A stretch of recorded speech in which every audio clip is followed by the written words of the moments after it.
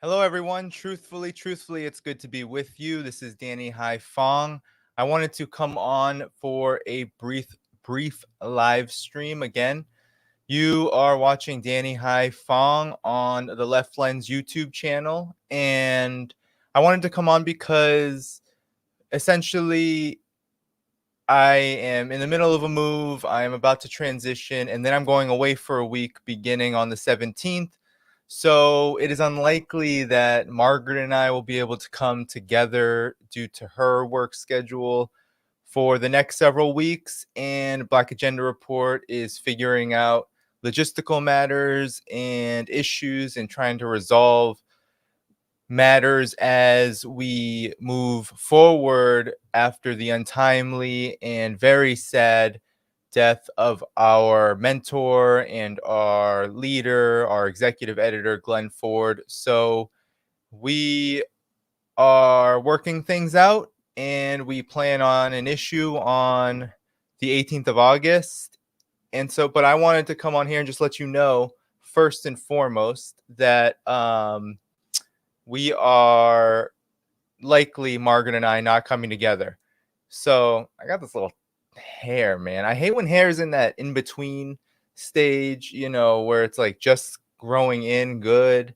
And the humidity is crazy out here in the city. I don't know if anyone can relate, but the humidity is crazy. So my hair is all over the place. Anywho, good to be with you all. I wanted to just be on with you briefly. If any of you are viewing this on Facebook or on Twitter, come on to the YouTube, like and share and all of that good stuff. Subscribe if you are on Twitter or if you are on Facebook.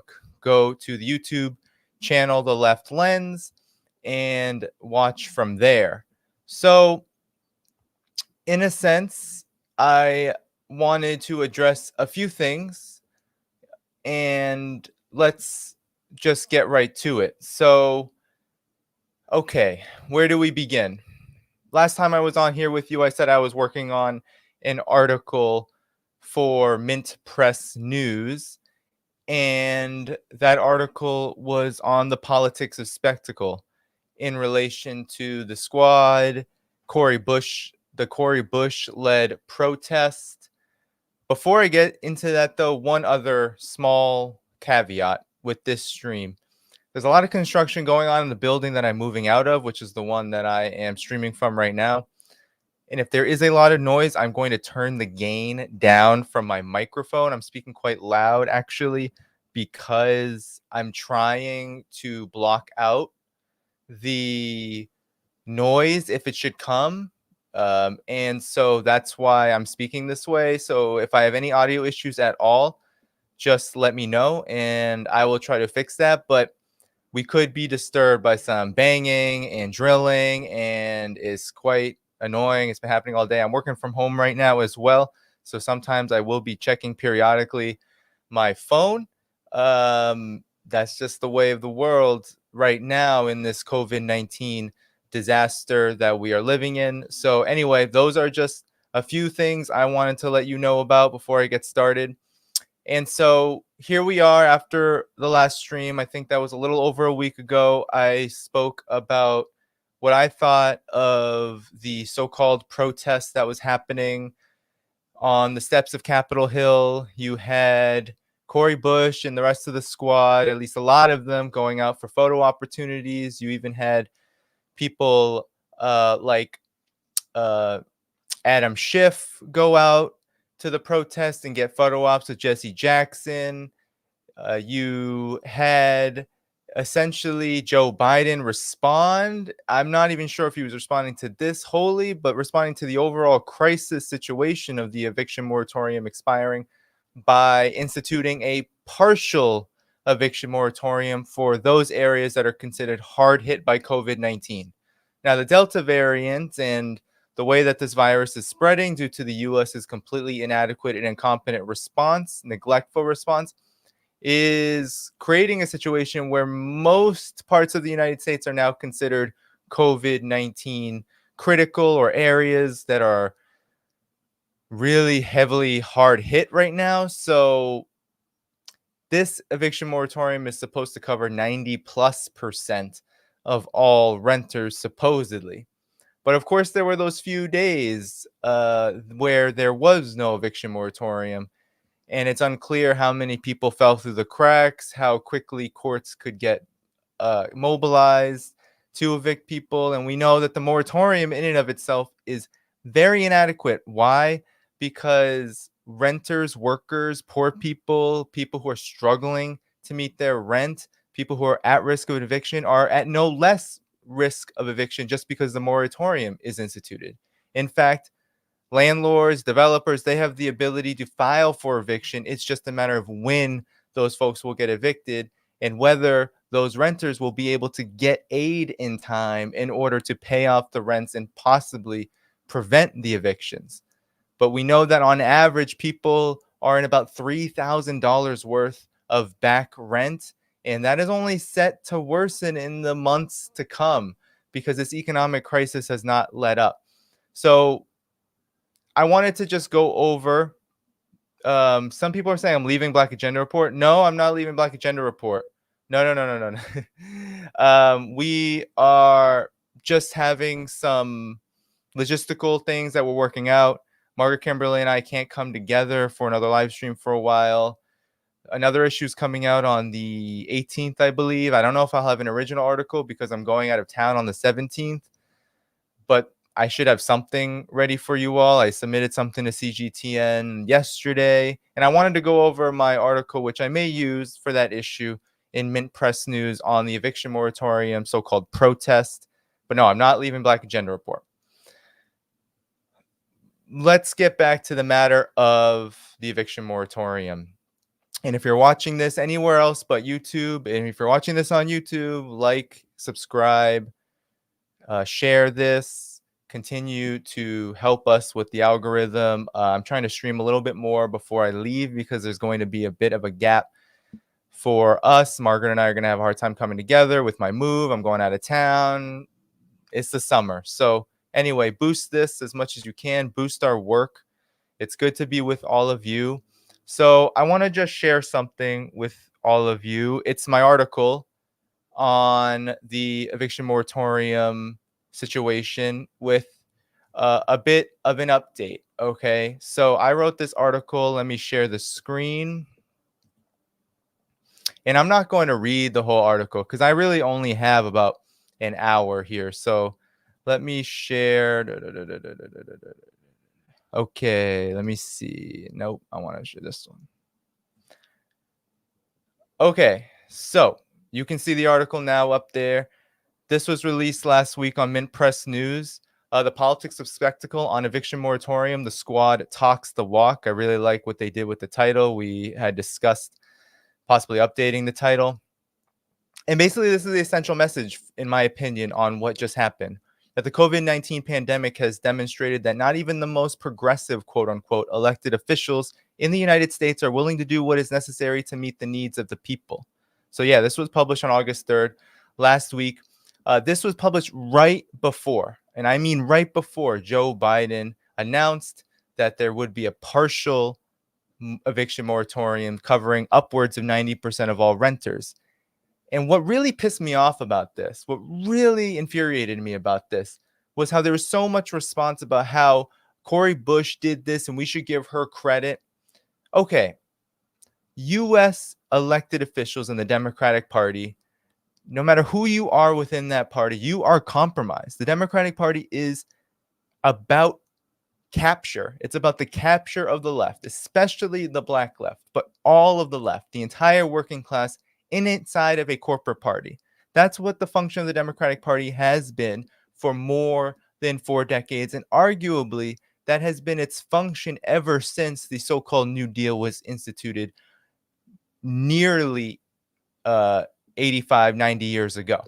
So it really just, makes me so angry that we have to talk about giving credit to Democratic Party politicians for doing the bare minimum.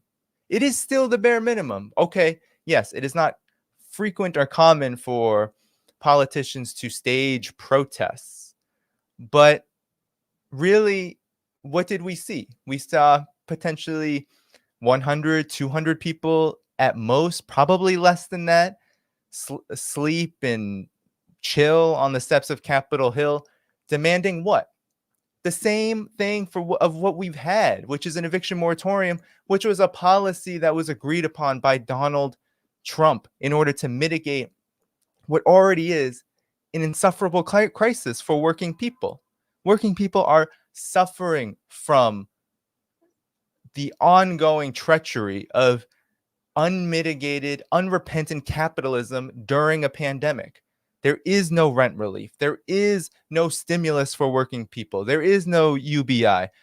There is very little assistance out there. The unemployment benefits have been cut dramatically since the $600 per week that was received during the early so-called CARES Act. And we've known that billionaires, the rich, the capitalist class, people like Jeff Bezos, have made billions upon billions, hundreds of billions in profits since the pandemic, because they have been able to fleece workers even more over this period, in a period of just unprecedented disaster. And so the fact that a lot of people aren't satisfied with an eviction moratorium that already is inadequate and already doesn't do what is needed for working people should not be seen as something to condemn, should not be seen as something to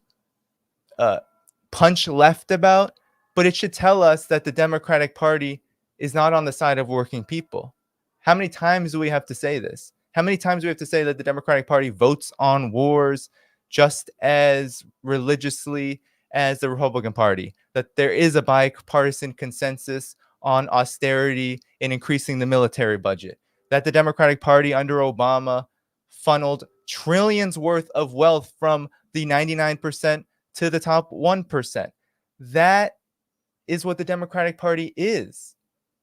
And so we have to really reflect on what it means to ask activists, organizers, radicals, revolutionaries, however you want to identify yourself, to give credibility and credit to politicians who aren't doing anything for the people and aren't doing enough if they say that they're doing something for the people. That this is about politics, and politics is about conflict. And if we understand what this system is, this US imperialist, capitalist, rapacious, oppressive system, then we know that we need to generate more anger, more ferocity, more mass movement politics into the consciousness of people, and not less. I cannot understand this fear that people have of their politicians. I should scratch that. I understand it. The fear is due to what the so-called left in the United States has done for decades now, which is a very, I don't know, cute term that I like to use now, which is they clutch their pearls. They act like the Democratic Party is holding on to something that they need to protect. But the Democratic Party really is working hand over foot with the ruling class to destroy and annihilate the living standards, the conditions of people everywhere. And now I see the construction coming back. So I'm a bit worried about this. This may get a little noisy. Hold on one second. No, maybe they're leaving. Oh, I hope so. I hope so, guys. It looked like they're leaving. I can literally see right out my window the construction leaving. So anyway, I wrote this article. Check it out on Mint Press News, The Politics of Spectacle, on the eviction moratorium. The squad talks the walk. Essentially, what I argue is that Glenn Ford, my mentor, he named something called the Black Misleadership class. And this class of people, Black people who are elected officials in corporate boardrooms, etc., have not only sold out the people, but have also sold out the vision of what social justice means to Black people. And I argue that the squad is not just advocating for a politics of diversity, which, as we know, the squad is mainly women of color and they identify as working class. Some of them, like AOC, they identify as refugees, like Ilhan Omar. They identify as, in solidarity with Palestine, like Rashida Tlaib. We can go on and on and on. But it's more than the politics of diversity for the squad, because the Congressional Black Caucus have been championing what it means to be diverse, to diversify Washington, and to do so without making any substantive material change within the power structure as a whole, really to fortify and strengthen that power structure at the expense of Black people and all oppressed people domestically and globally.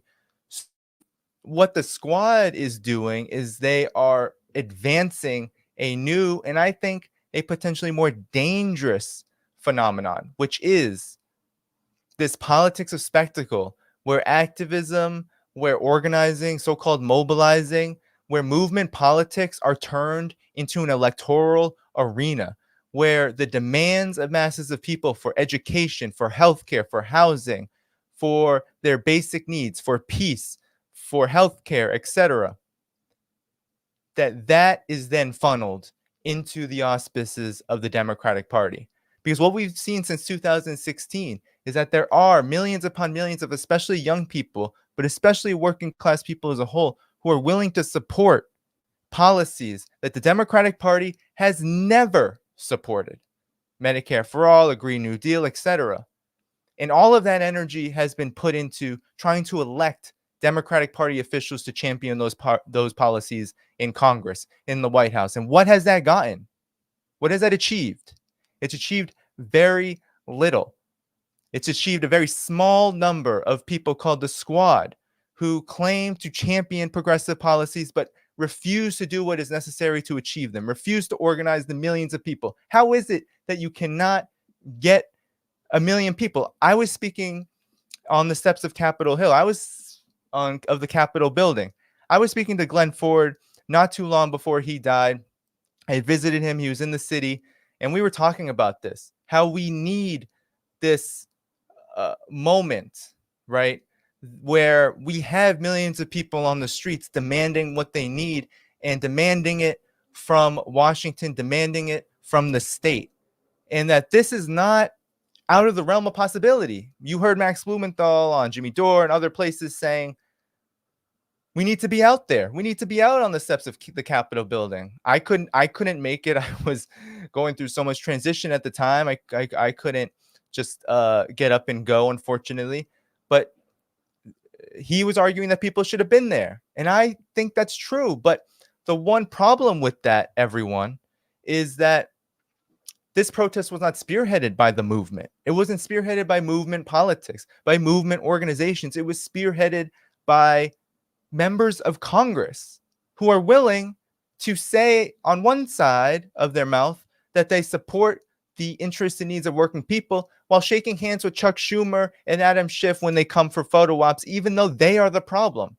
Adam Schiff receiving millions of dollars from defense contractors to then ensure that military contractors, defense contractors, get trillions upon trillions of dollars, billions upon billions of dollars, and trillions worth of a military budget to work with in order to wage endless wars abroad.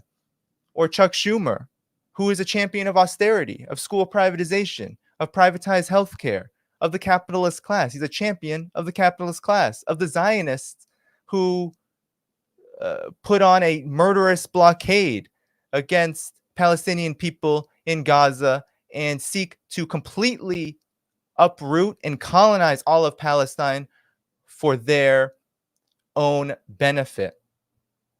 That is what they're willing to do. Shake hands with these people. Be happy that they're there. And I think this should tell us the danger of what somebody said in the chat, astroturfing movement politics.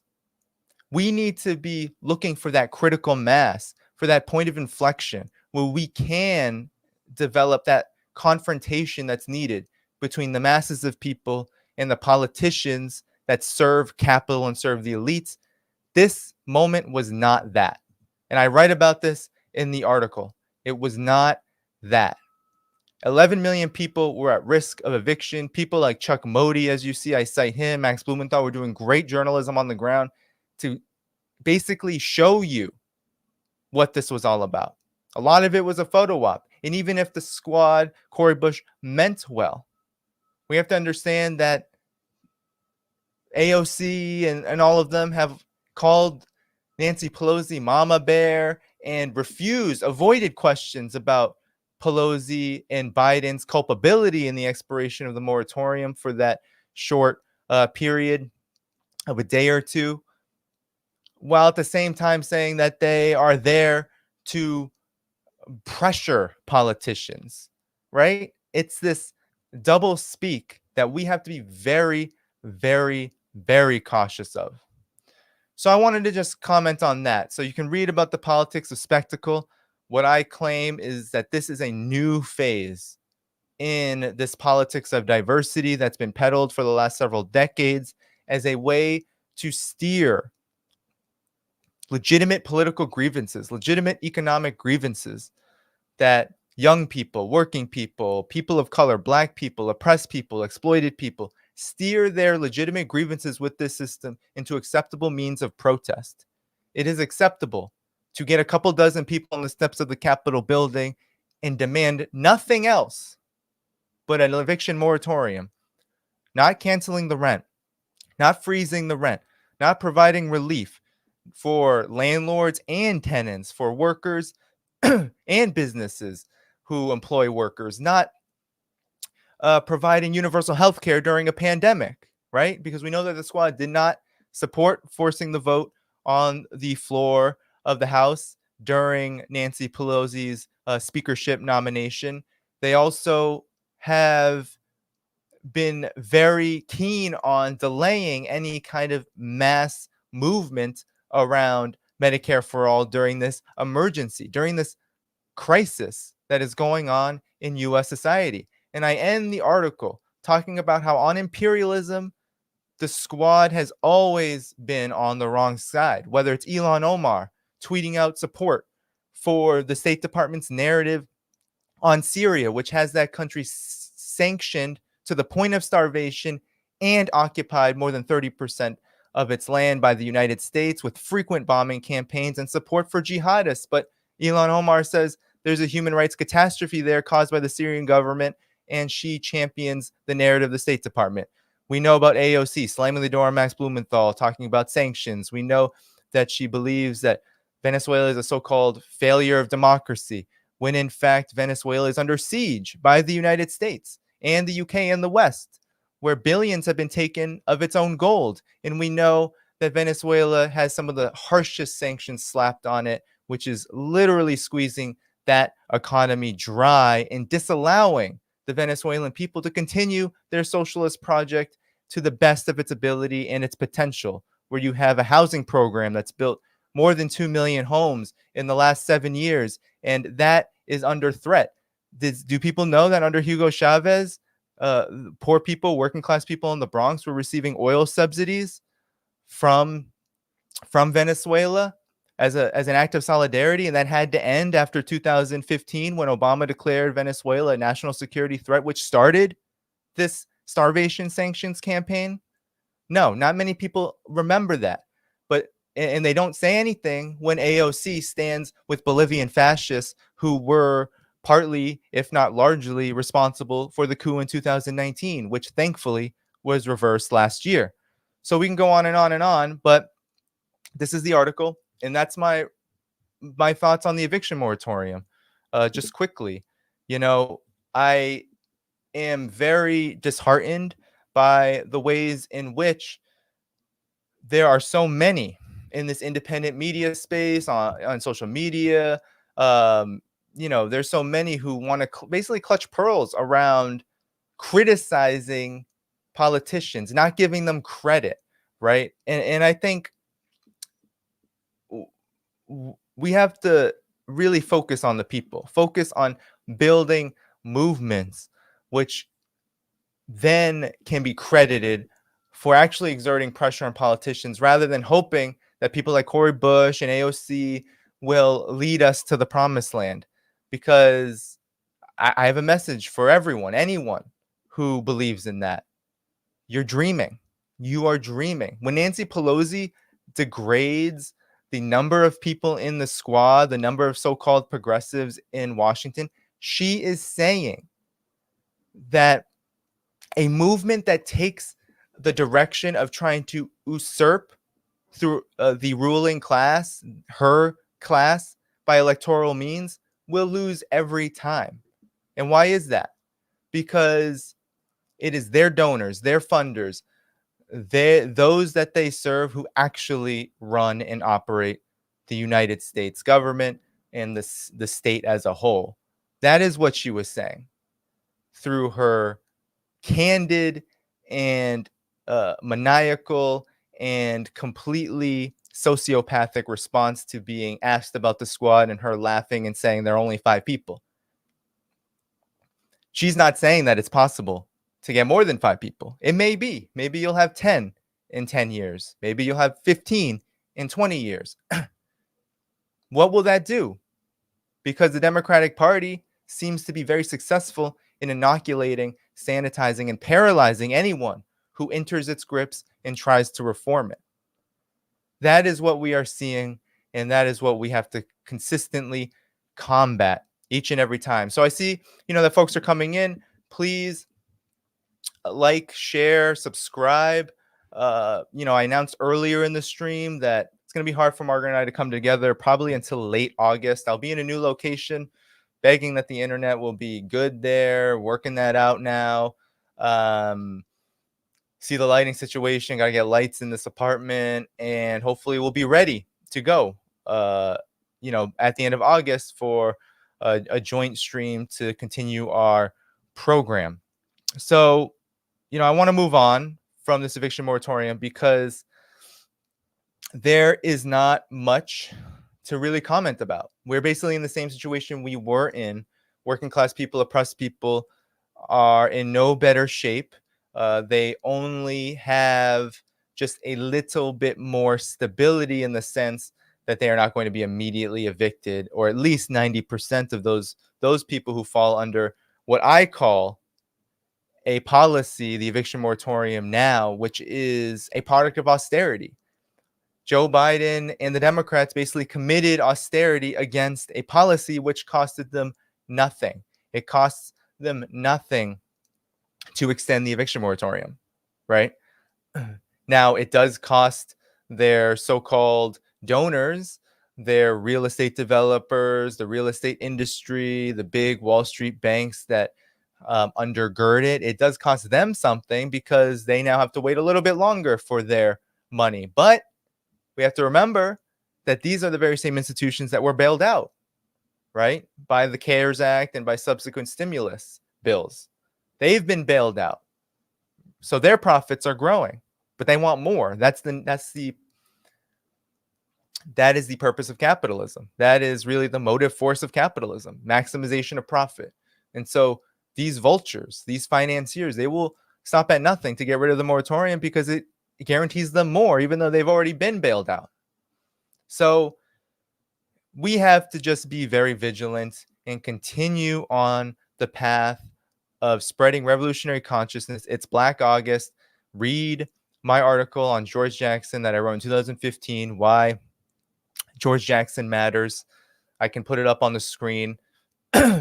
Black August is a very important month for me because the Black liberation movement and the revolutionary movements led by Black people are very influential on my politics because they, in this country, maybe the only one of the few movements to express real solidarity with peoples around the world, oppressed peoples around the world, especially the Vietnamese during the war, the invasion of Vietnam.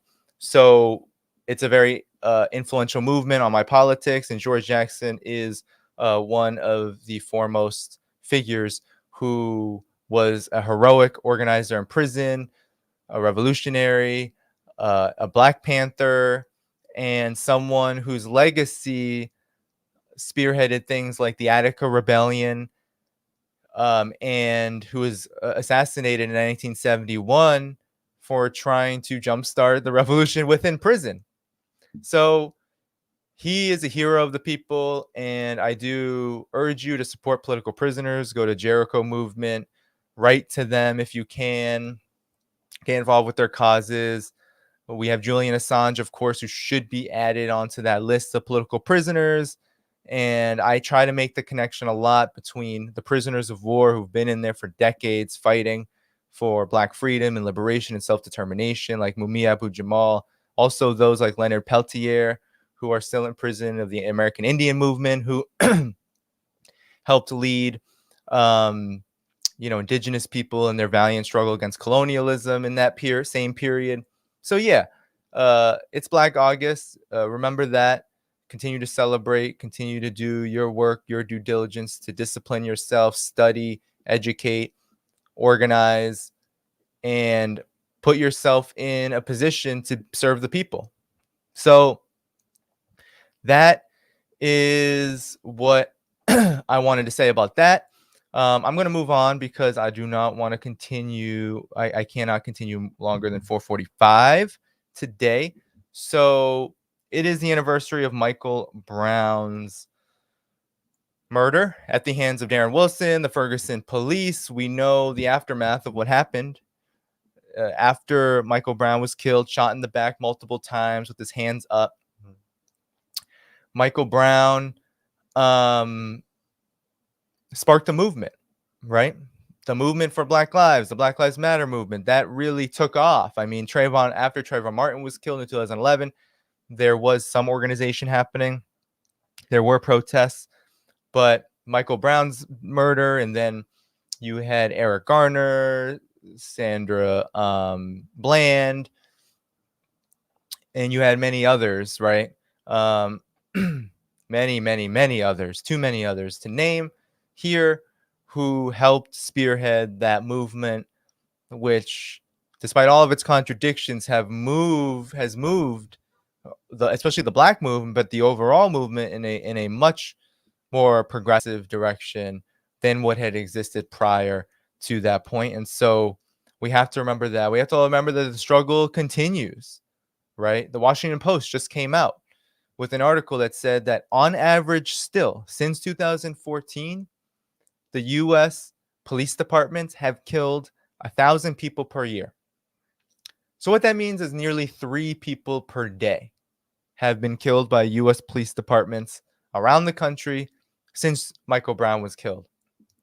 We know, at least I've written about this, that at least a quarter of those are Black Americans, so way disproportionate, nearly 2 times as likely to be killed by police than white Americans. Black Americans are targeted. Indigenous people are targeted to an even higher degree due to the concentration, even more so, of police in their communities than even in Black communities, which at Black Agenda Report, we always say Black communities in the United States are occupied zones. They are under occupation by U.S. police departments. The same goes for indigenous communities, those folks living in reservations and elsewhere who continue to face the wrath of killer cops. And of course, this is part of the mass incarceration state, what Glenn Ford called the mass Black incarceration state. And I hope in the coming weeks and months that I can do work on the language that Glenn Ford left us. He often talked about the Lords of Capital, the mass Black incarceration state, the Congressional Black Caucus being the Black misleadership class, and the entire leadership of Black people in positions of power as the Black misleadership class. And we can go on and on and on. The Sandinistas being the movement of people behind Bernie Sanders. He left a lot of language for us to use to colorfully and usefully describe phenomenon around us. But in any event, back to this subject, I just thought I had to comment on it because, we see Cori Bush, now she's in Ferguson with activists, and I know that's the movement she came out of. And this is something that I think will continue to be very influential on the direction of left politics in the United States. This question of police homicide, of the role of the police in society. I mean, the police are the occupation force, the domestic occupation force of the United States government. The police protect and serve property, private property, the wealth of the ruling class, and overall, they serve the ruling class. That's what the police are for, from their origins in slave patrols to their origins in private mercenary forces hired by literal corporations to put down labor actions. That is what the police has always been about. And that's what they're about today. And so we have to link this struggle and continue to link it to all of the issues that we're facing, because there is this great divide right now in the movement. We have the movement for Black Lives, which is made of both established organizations and grassroots activists. And the established organizations are not really fighting for all of the issues that matter to working people and Black people as a whole, right? They're not really on the forefront of Medicare for all and all these other struggles. While on the flip side, those forces that are for Medicare for all, a Green New Deal, etc., are not really at the forefront, even though I think on the streets they are. But in terms of their overall political agenda and the leadership, not on the forefront of prioritizing a more militant and radical vision to address policing, right? Because we have all these reforms being thrown out there, and the reforms have been inadequate or not even implemented at all, but mainly and primarily inadequate. The entire conversation right now is stuck in this: we need to fund police more, right? Fund police more to train them better. That's the problem. Community policing has been the problem. The community policing was just an excuse during the war on drugs period to put police, even more police, in communities, embed them in communities, making them an even more destructive and terroristic force in a lot of ways. So that is where we're at, right? We're at this point where nothing really has changed, where people are killed on average at 1,000 people per year. That is a human rights catastrophe that doesn't make headlines in the United States, right? We always talk about China or Russia and the corporate media as being so repressive. But here in the United States, you have 1,000 people dying per year. You have police departments regularly stripping people of their rights, seizing their assets, terrorizing them, threatening them with violence, enforcing racist policies, and organizing and mobilizing to support politicians which will reproduce those policies. Not many people know that Mumia Abu-Jamal, a large reason why he's still in prison, is because the Fraternal Order of Police continues to organize to demand that the state of Pennsylvania keep him in prison forever. They wanted to kill him in 2011, and it was the movement that saved him.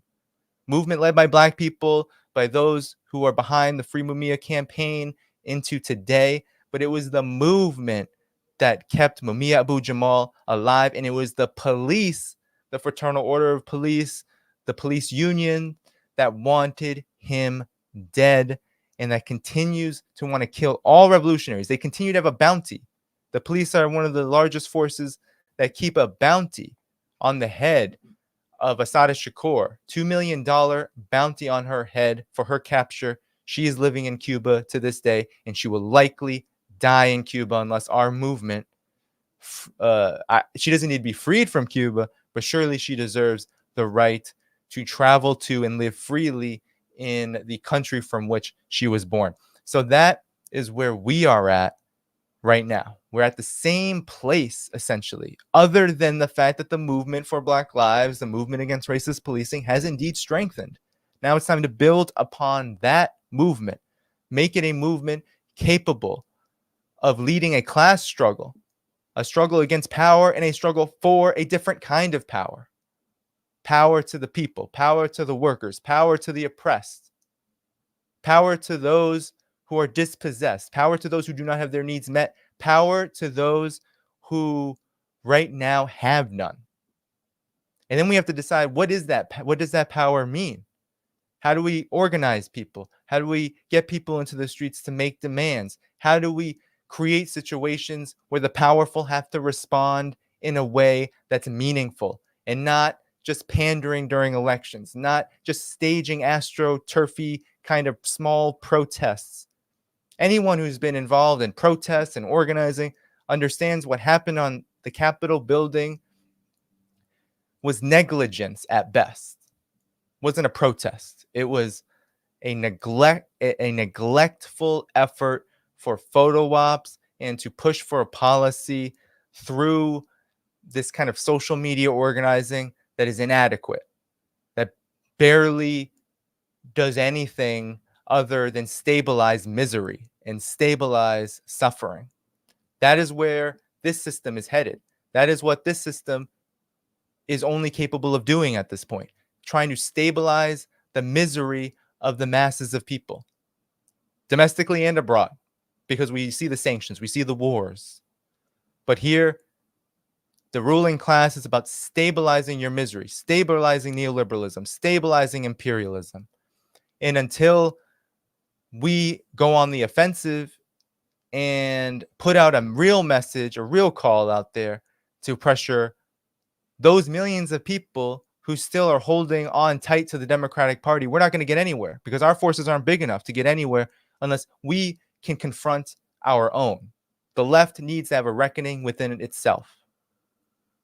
The left, the radical left, all of us, we need to be ready. We need to be sparking these debates, these conversations. We need to be creating that critical mass through whatever interventions we choose, wherever our skills are needed. So that's where we are at when it comes to this movement for Black Lives. So I wanted to just address that quickly. And I just want to talk one more thing. I have an article coming out on CGTN about the Olympics. All right. So let's get to China, because a lot of people know me from China. Now I have a lot of followers on WeChat and whatnot. So I appreciate those who pumped that tweet. And I'm glad that I'm getting a following on there, because WeChat's a very valuable app. It's very hard to get unless you know someone who has WeChat. Their international restrictions are real. So when I was in China, I was able to get an account. But I wanted to talk about an article I have coming out about the way that the US media and the West in general demonized China during the Olympics. We have to call it for what it is. Just as the continued campaign to criminalize Black Americans after they're killed by police, right? To criminalize their movements, say they're going too far, for example, during last summer's rebellions in Minnesota and Minneapolis, for example, or whether it's criminalizing Michael Brown after he was lynched by the cops. We have a similar situation that happens abroad. War is a racist enterprise, and I plan on writing an article very soon about that. War is a racist enterprise, and the new Cold War on China is no different. And when the coverage of China in the Olympics was happening at Tokyo 2020, we saw a virulent kind of racism, a nasty racism, a jealousy, right? Because China was leading in the mainland China. They should count. My politics is that Chinese Taipei and Hong Kong, if you count all their medals together with mainland China, China, in effect, came out on top in terms of gold medals. That's not how it works at Tokyo 2020. That's not how it is designed in terms of the international norms, whatever. The point is that mainland China was demonized all across the way, whether it was this constant need to bring up Taiwan, right? Taiwan deserves freedom now because Chinese Taipei won a gold medal. That's literally what The Guardian published. Hypocrisy, ridiculous. The one China policy needs to be respected. And the US is actually the big problem in Taiwan, because it continues to funnel millions upon millions of military weaponry and political support to the current ruling party, the Democratic Progressive Party, the DPP, and that party champions separatism. Now, it champions a separatism that says it's within the Republic of China, KMT constitution, and etc. They try to sometimes not seem like they are extremists, but in effect, the government in Taiwan, the local administrative government in Taiwan, is the autonomous government there, is very much about separatism, and the United States supports it militarily, right on China's border. So that's really the big problem. But the media was peddling this garbage that somehow, just because Chinese Taipei won a gold medal here and there, that it deserves to be quote unquote independent. Meanwhile, that's supported by a very small number of the population. But that wasn't even the most egregious form of coverage. The New York Times published something in late July talking about how China has a machinery, an assembly line of training for sports where uh, the government basically makes children work under terrible conditions, and that Chinese athletes don't have the ability to compete in sports that involve multiple players and all of this nonsense. It was a huge screed, of course, written by a white person, which it always is, or it's written by some exile figure, some wealthy exile figure, someone who considers themselves to be some sort of persecuted person who now lives a very wealthy life here in the United States and subscribes to every single narrative demonizing China. It's either one of those two, right? And so the New York Times writes this racist screed and no one challenges it. So that's my next article. But the most troubling thing, I think, that occurred at the Olympics was not just this xenophobic attack by the corporate media, this jealousy, because I think for much of the Tokyo 2020, I think most of the establishment in the United States thought that China was going to come out on top. The US pulled it out. Basketball played a big role, and other sports played a big role in pulling out at least the gold medal count and the total medal count in the US's favor over mainland China, quote unquote. But the the attack on China went even deeper. The International Olympics Committee, which has historically been known as a very racist institution that is essentially controlled by the West, they investigated two Chinese cyclists who won the gold medal and were wearing pins of Mao Zedong. Now, they were accused of violating, I believe it was Article 50 of the Olympic Charter, which bans any kind of regalia or any kind of symbolism of religious and political figures, etc. Any kind of symbolism around religion and politics.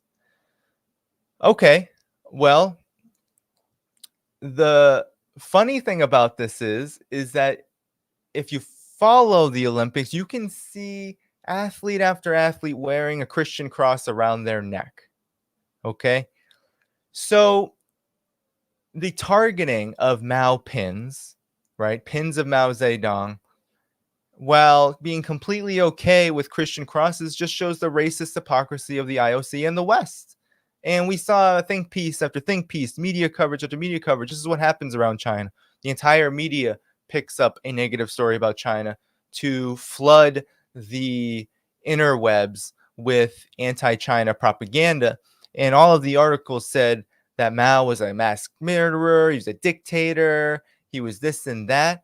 None of them asked any Chinese people what they thought of one of their founders of New China.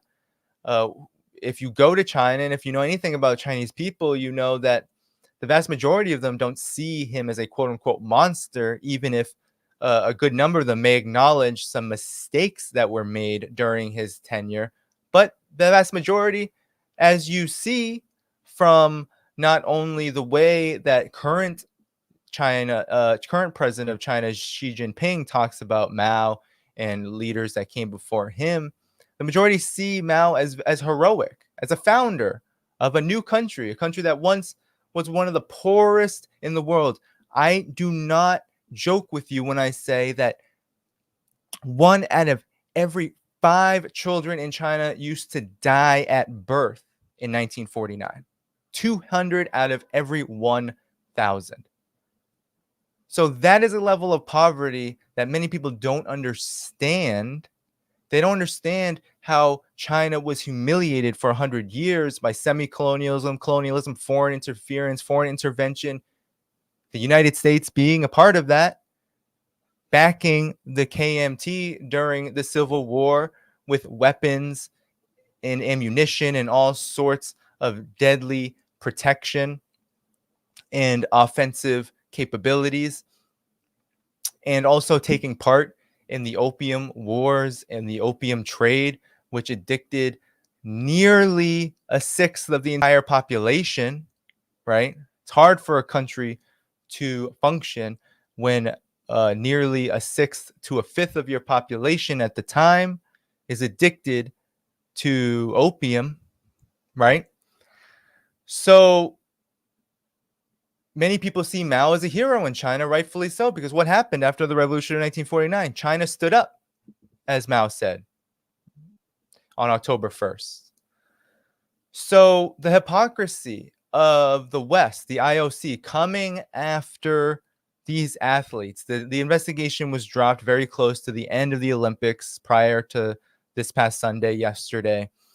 But the fact that it even happened shows just how biased, just how aggressive the West, the United States, the imperialist orbit is towards China, and how deeply important this propaganda war is, and to how deeply important anti-communism is. Because when I mention China, there are plenty of people on social media and elsewhere who immediately begin to argue on the side of the US and the West's imperialist narratives. We can see this also, to move on from the Olympics. I mean, this is across the board. A new Cold War is a hybrid war. It's a total offensive. It's not just about preparing for invasion, which the United States is preparing for war. There are stories about F-22 jets being sent to the South China Sea for just that purpose, right? So this isn't a joke. There are 400 military bases surrounding China right now. There's Guam, there's Okinawa, there's so many places where the U.S. has a huge military presence, all to try to contain China.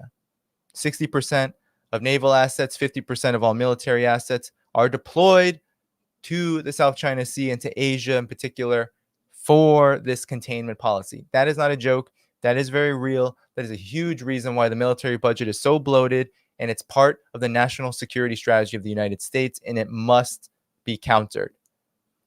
But a new Cold War is a total offensive. It is about propaganda. It's about diplomacy. It's about economic terrorism. And we see it across the board. From the United States saying that it's going to offer NATO membership, right, for sanctions against Huawei. I don't know if that was NATO offering that or it's definitely the United States through NATO in any regard, in any respect. And we can see that with the sanctions against Huawei, with the constant crying and clamoring about China's unfair competition. I wrote an article about China's high-speed rail development, how it's crushing the United States. The United States has zero, right? Don't even say the Acela. I can't stand the Amtrak Acela train being said it's a high-speed rail. It's not. I've ridden in these bullet trains. It ain't the same, okay? There is no high-speed rail in the United States. There's not a single firm dedicated to producing them. So all of this crying about the Chinese market, right? China is not allowing the U.S., the West, proper access to the high-tech industry, to certain sectors. It's basically what they're crying about is that China's state-owned industries are not up for privatization. China has private capital, but most of it's in the consumer industry dedicated to Chinese consumers for the most part. Right? A lot of the foreign direct investment, a lot of the production that happens in China then goes out for consumers elsewhere. But even those companies have to come into agreements and joint ventures which are also favorable to China. This is what they're crying about. They're crying about joint ventures that are 50 plus 1% when it comes to profits. That, yeah, China wants 51% at least of the profits. Chinese companies, state-owned companies. That's reasonable. But this is being called unfair technology transfer, stealing patents, all of this. Is it not fair for Chinese companies to want to learn from US companies or any company, Western companies, because the US thinks it's exceptional. It's the only game in town. But Dutch companies, European companies, Japanese companies, does China not want to learn from those companies and be able to accelerate its own process of development? Of course it does. So it asks for the ability to learn. And that's what's being called forced technology transfer. That's ridiculous. What gives US corporations, US capital, the right to come into China and provide China with nothing? This is the kind of selfish mentality, this capitalist mentality, which infects the left, because a lot of people on the left think this is some kind of treacherous thing. Oh my God, gotta clutch my pearls. I can't do business in China. I can't super exploit China. Crimea River. This is business is either win-win or it's exploitation. And trust me, China is losing a lot of money through foreign direct investment. But it made the compromise that in order to develop the economy in the country, it would need a lot of it. So the US corporations run away with billions upon billions of dollars in profits that never come to Chinese shores. But China gets enough where it can take those losses and redistribute whatever it is able to gain from foreign direct investment back into its own economy, back into its own society. And that's the big problem with China, economically speaking.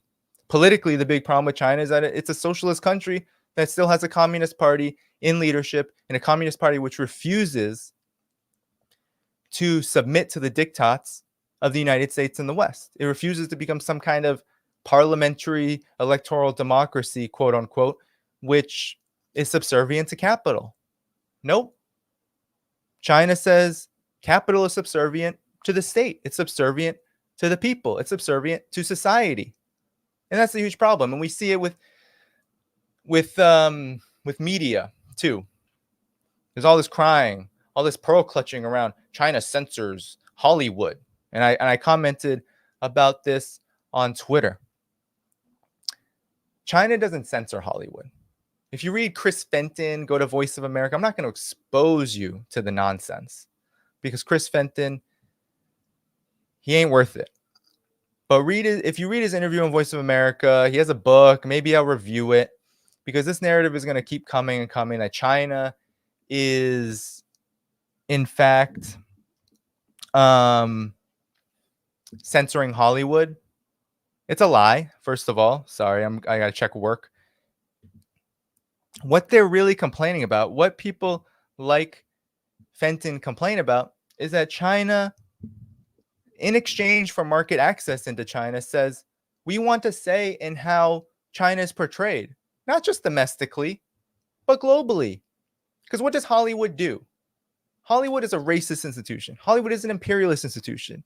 It literally forwards the messages of the Pentagon and the ruling class about the world on a daily basis, and has for decades upon decades upon decades. And that's been a very negative thing.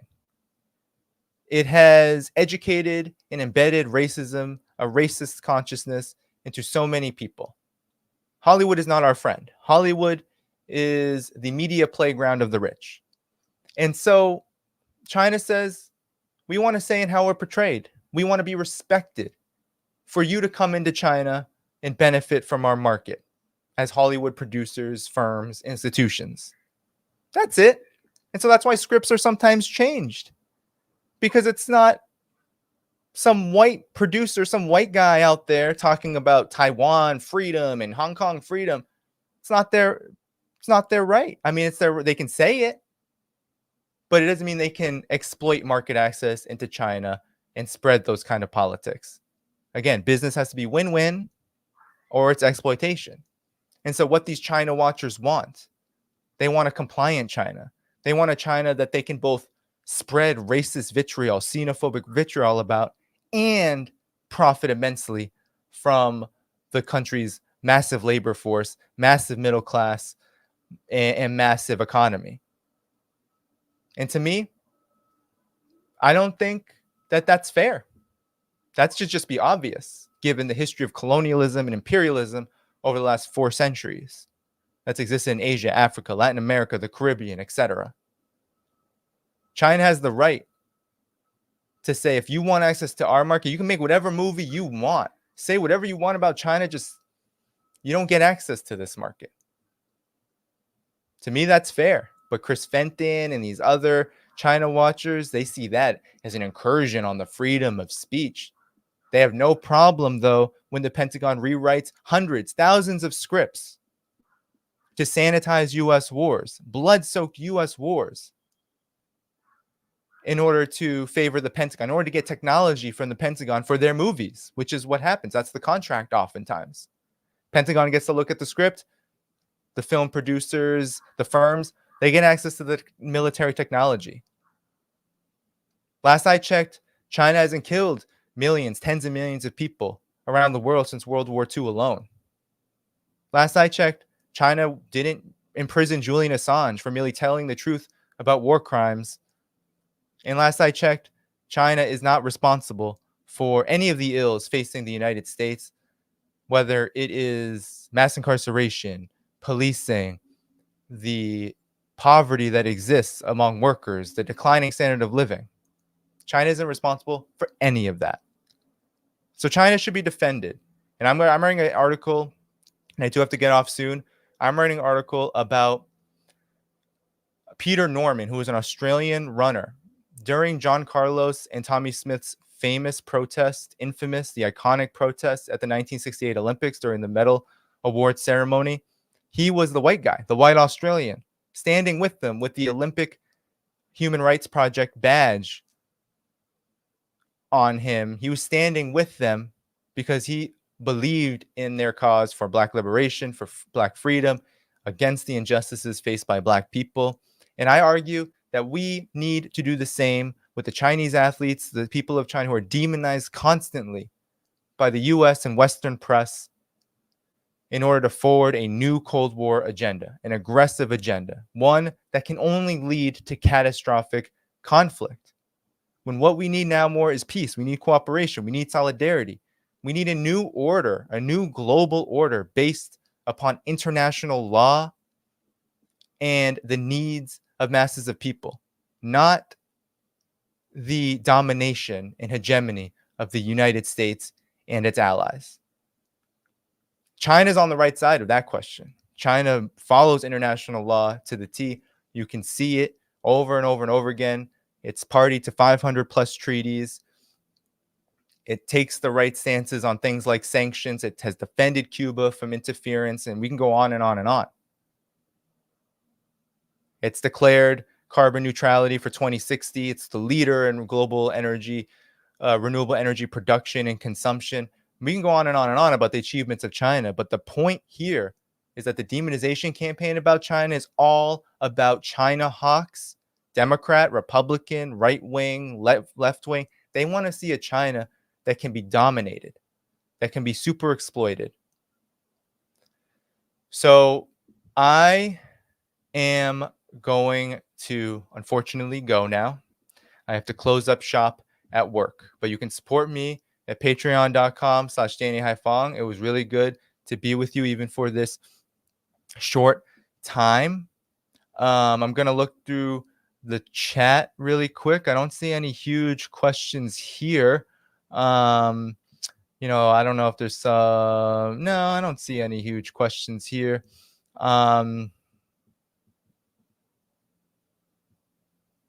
Let's see.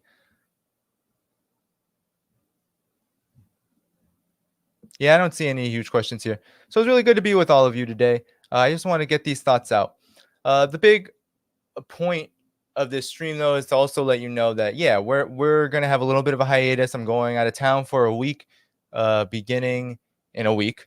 But I'm transitioning, moving this week a lot. And so Margaret and I won't be coming together. We're still figuring things out with the death of Glenn Ford. And we are trying to get an issue out for the 18th and figure out logistics, figure out how to fix some things. We're having discussions. I'll continue to be writing as much as I can. But, I hope that when I move to my new spot, I can get settled and I can begin again this process. But, continue to support, continue to plug all of the work that we're doing. Continue to plug this channel, like, subscribe, donate to Black Agenda Report, donate to patreon.com/Danny Haiphong, donate to political prisoners, be out there, struggle with the people, do what you can. I know this moment is tough, and if you're in the United States, it's a really difficult situation, but I know all of you who follow me are involved in this struggle and are here with me. You're not just consuming this just for the fun of it. You're dedicated to the liberation of all oppressed people, and for that, I thank you all and I give you all my love.